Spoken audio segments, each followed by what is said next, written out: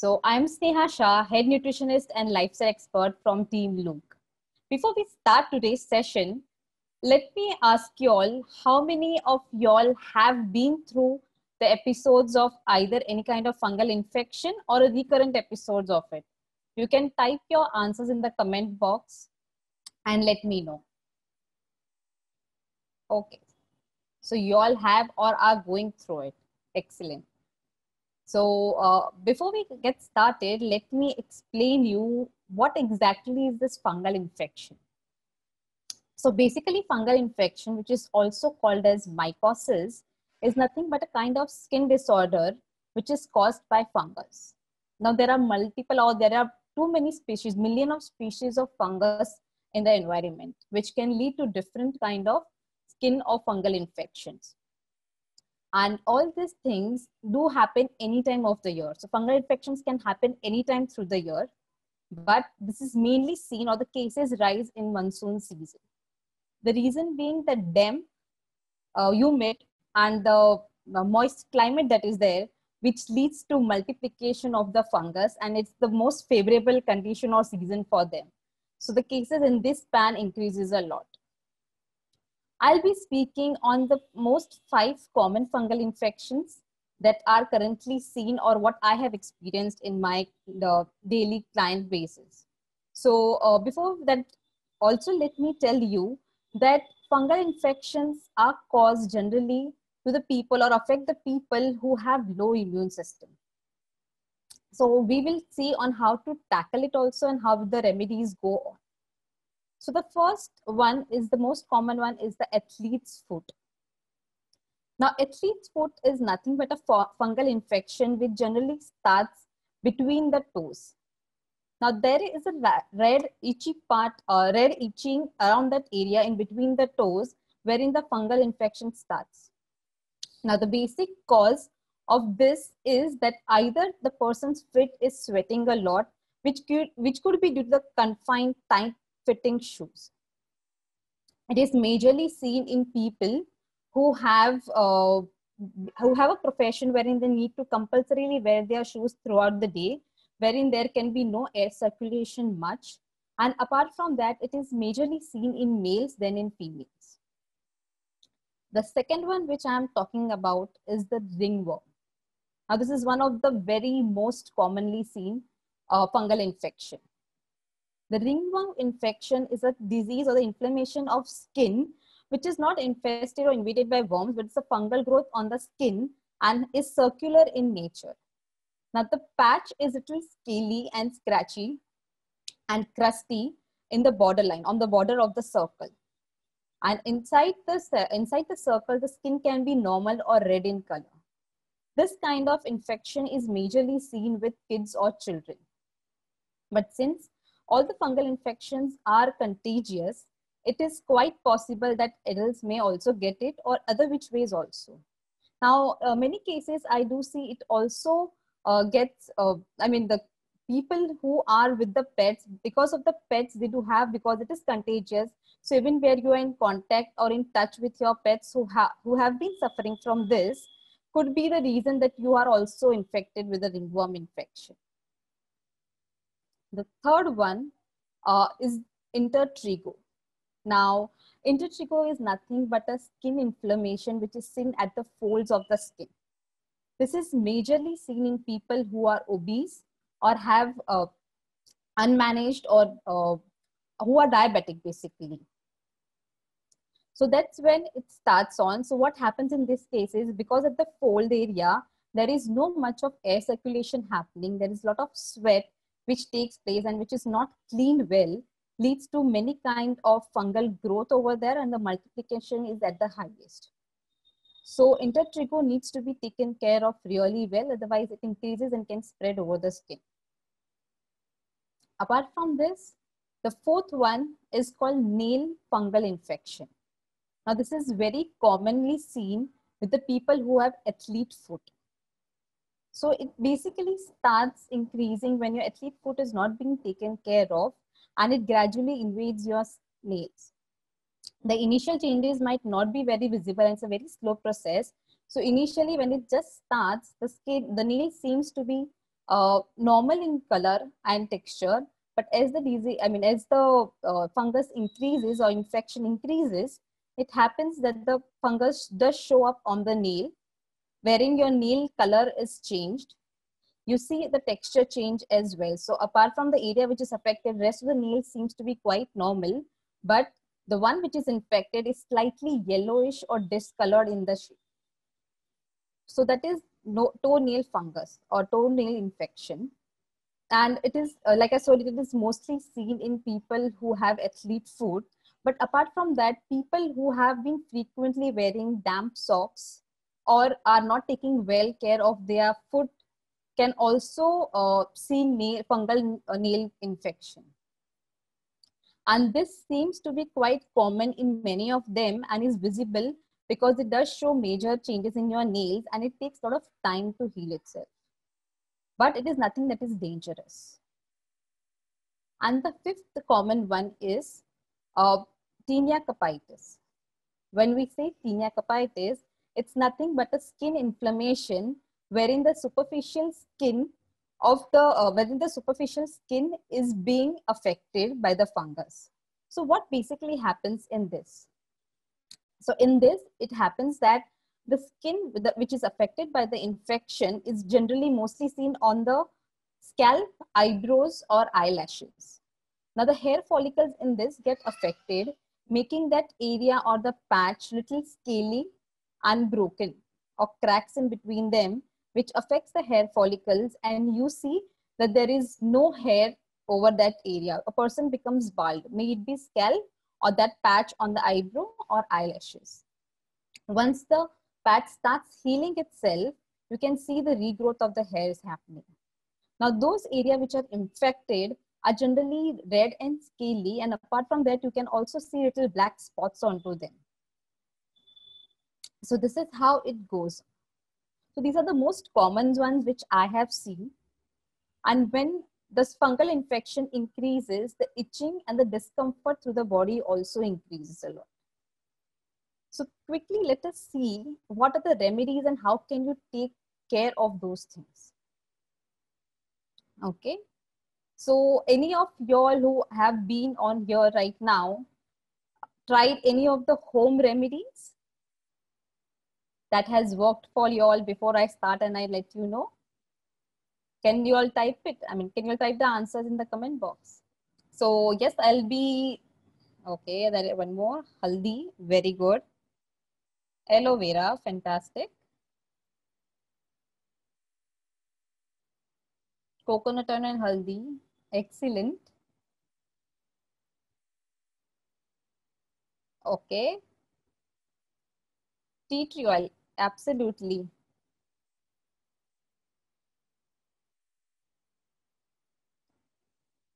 Great. So a couple of them I will be also speaking about, which has worked really very well for my clients. Someone has asked me that someone has come up and because of which the toenail fungus she could not hear. So I'll just repeat what was toenail fungus. So toenail fungus is when the fungus invades the nails. It leads to discoloration of the nails, because of which there can be a little bit, along with discoloration, the texture of the nail also gets affected. It's basically seen in people either who wear damp socks or who have not managed their athlete's foot well. Okay. So let me start with my remedies, which has helped my clients. Definitely it should help y'all as well. And apart from this, I'm good to see many of the other things also.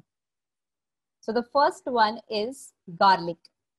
Now this is my personal favorite food, ingestion wise also and application wise also, because garlic has antifungal, antimicrobial properties and is very good as an anti-inflammatory as well. So what do you need to do with the garlic? You have to take 2 to 3 garlic cloves, mix it with VCO, either virgin coconut oil or olive oil, blend it well to make a fine paste. Apply this onto the affected area thrice a day. This works wonders. Only thing is, if you have any kind of blisters or cracks in your skin, you may do a little patch test because it can give you the burning sensation. If it's really burning a lot, then you may immediately wipe it off and avoid reapplying it. The second one is either tea tree oil or neem oil or oregano oil. Now, these are essential oils and need to be mixed with carrier oil. So you need to take approximately 1 tablespoon of either coconut oil or sesame seed oil, cold pressed virgin coconut oil or cold pressed sesame seed oil, and add approximately 6 to 7 drops of any of this essential oil and apply it onto the affected areas. This needs to be done twice a day till there is a complete healing of the patch. The third is, I just missed telling you, why is tea tree oil or any of this essential oil important? So all these essential oils have antifungal properties with them, because of which it helps to heal the patch really fast. And along with that, the healing properties are really high and it takes less time to heal. The third one is apple cider vinegar. As the person said, someone really, he or she has tried that thing. So apple cider vinegar needs to be taken in a bowl, dip cotton ball into it, and lightly squeeze it and dab it around the area of the fungal growth. This needs to be done twice or thrice a day, and see how does it work for you, because with apple cider vinegar, sometimes people also see the burning sensation. But it works really wonders. If you have too much burning like the garlic, then you may try avoiding it and try other remedies. Apart from this, we also would want to look onto not sharing personal belongings with others, like your clothes, nail clippers, comb, footwear. So when I say not sharing with others, it also means that while you go, so as a simple example, I would say like we go for a shopping. And when we go for the shopping, we see some kind of clothes which we like and we would want to try it out. Even trying out could be a reason for it, because we don't know the person who has worn was affected with the fungal infection or no. Because whenever we go to the stores, they don't wash every time the person tries it. It's just being aired and kept back. So you may want to be a little careful in that case if you have a frequent occurrence of the infection. Apart from all these remedies, we also need to work on the immunity part, wherein we need to make sure that we eat foods which are high on immunity base, like anti-inflammatory, which I said, like garlic, turmeric, ginger, into your daily routine, along with the plate that looks colorful. So all the different color of vegetable fruits which add to the nutrients to build up the immunity. Along with that, also make sure you eat vitamin C rich foods, which is basically your lemon, your citrus fruits, your guava, which is one of the seasonal fruit right now. And along with that, it has amazing vitamin C content into it, your gooseberries. So try adding those, because vitamin C helps to build up immunity. Along with that, you can also try looking forward to other lifestyle parameters, like your sleep patterns. Make sure you sleep really well, because that's the base time or the important time when body goes under some kind of detoxification, repair and rejuvenation. Also make sure that you do regular physical activity. Now this is very important, not only to boost up your immunity, but along with that, a regular physical activity also strengthens your mind and your body. So this is how the whole thing works.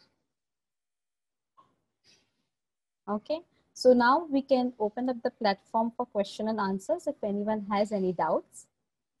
All right. Okay, so we already have the first question, Sneha. If you could repeat the essential oils tip that you had suggested earlier. If you could repeat that, please. Okay. So tea tree oil, oregano oil, or neem oil. You can take 1 tablespoon of cold pressed coconut oil. To that, you can add 6 to 7 drops of any of the essential oil, mix it and apply it to the affected area twice or thrice a day. Okay. Also, there's a question on the neem oil remedy, if you could repeat that as well. So neem oil, which I said just right now, you need to mix it with 1 tablespoon of coconut oil, 5 to 6 drops of essential oil, which is neem oil also. You can mix it really well and apply it on the patches which are affected. So this helps to bring down the infection because they have got antifungal properties in them. Okay. All right. What do you do if a fungal infection in the thumb reoccurs when you expose it to water or detergent? So first thing is, it is very important to understand the root cause of it. Is it because something is not suiting you well? And apart from this, if you have completely healed, make sure you wash your hands properly. And every time, like every second or third day, or at least twice a week, do a soak of apple cider vinegar, like taking 1 cap, which is 30 ml of apple cider vinegar, in a tub of water, mix it well, and soak your legs into it, toes into it, basically. Okay, that's a great remedy. Thanks, Neha.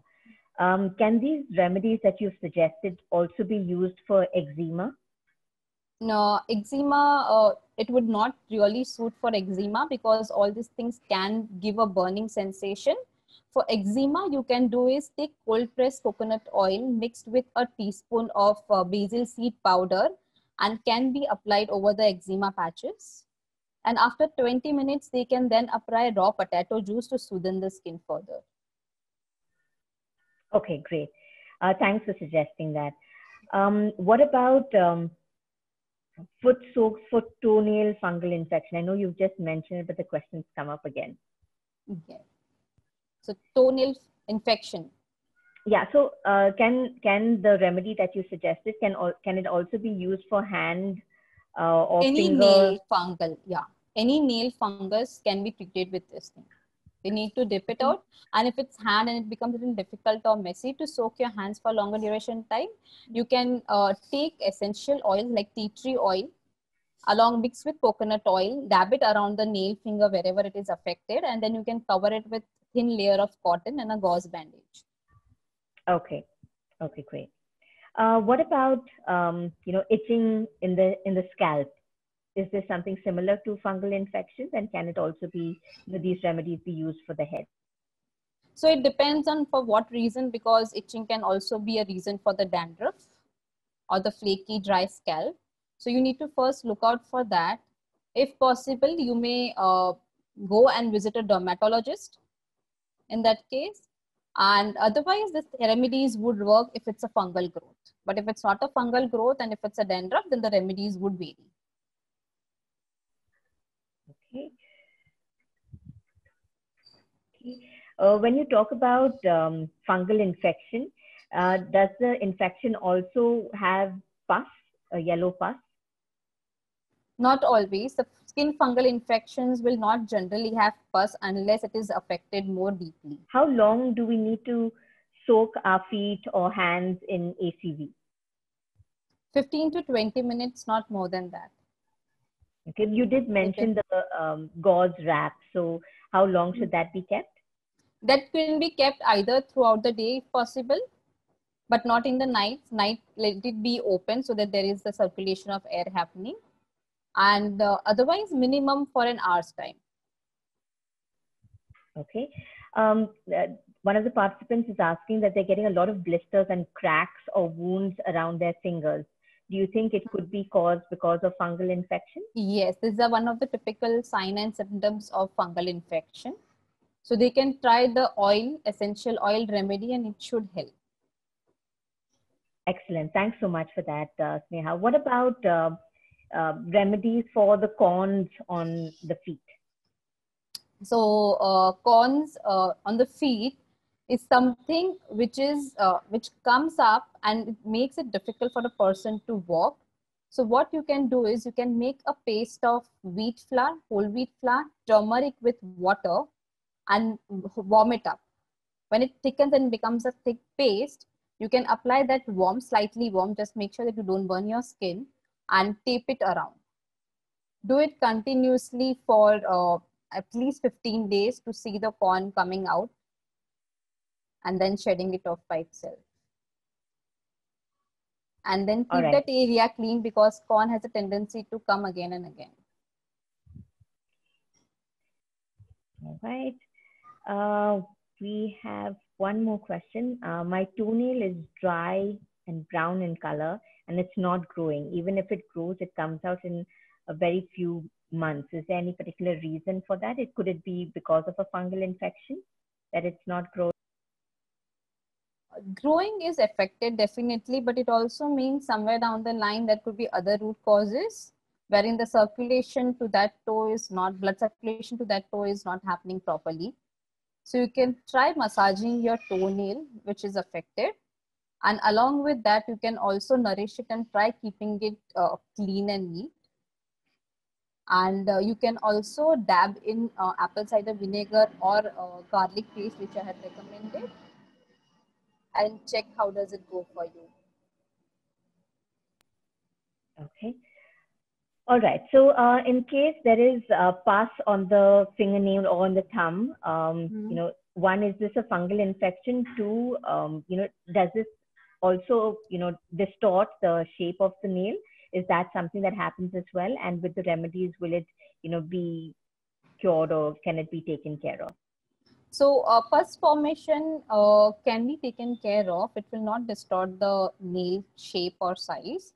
But apart from this remedies, like which I said for the corns, applying a paste of turmeric and whole wheat flour mixed with water helps to take out all that pus. It might be very painful initially, but it helps to remove the pus. And then just make sure that the area is continuously clean so that there is no dirt or fungal infestation happening again. Could you also repeat the garlic paste remedy one more time? Yes. So you need to take 3 to 4 cloves of garlic with little bit of either coconut oil or olive oil and blend it together to make a fine paste. Apply that paste on the affected area. Just be careful that the area doesn't have any kind of cracks or flare-ups, in the sense that if it has any kind of cracks or if there are blisters, there are high chances of you getting burning sensation. Okay. What is the ratio of wheat flour and turmeric in the paste that is being made? So approximately in half to 3/4 tablespoon of whole wheat flour, you need to add 1 teaspoon of turmeric powder and a little bit of water to make a paste. And then you need just to warm it up so it will become like a thick lump. And then you need to apply that onto the affected area. Okay. You did mention basil seeds. Could you repeat that remedy one more time? And did you mean tulsi seeds? Yes, basil seeds are also called sabja seeds or tulsi seeds.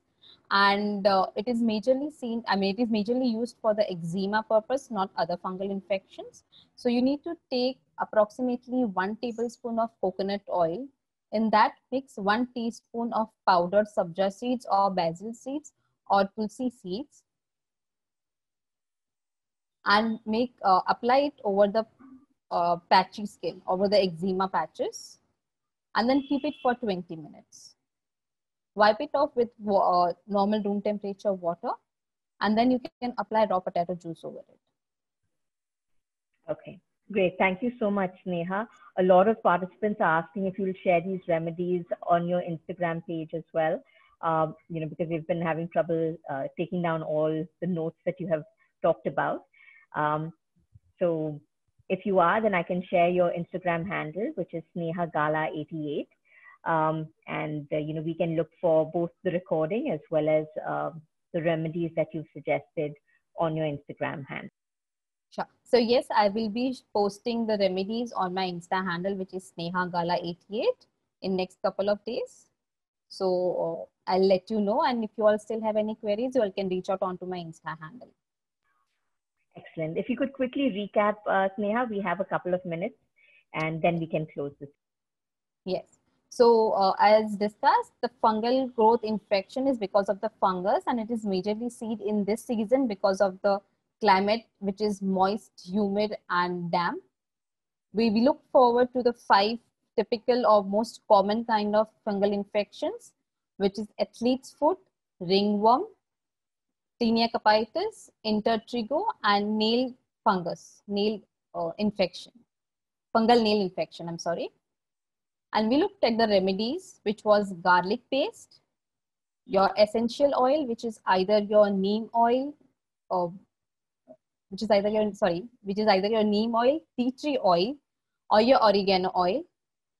Third thing is apple cider vinegar, concentrated one, needs to be dipped in the cotton ball and then applied on the affected areas. And other thing is to avoid sharing of your personal belongings with others. Apart from this, also taking care of your immunity becomes important, because if your immunity is strong to fight back, you will not have any kind of fungal growth infection. Okay, great. Thanks so much, Sneha, for sharing these tips with us. And I'm sure it is definitely going to benefit all the participants who have joined, all those who've been experiencing fungal infections, either in their nails or on their skin. This was really, really informative. So thank you so much for your time. And thank you to all the participants for taking the time out to be part of our session today. Thank you everyone for joining in.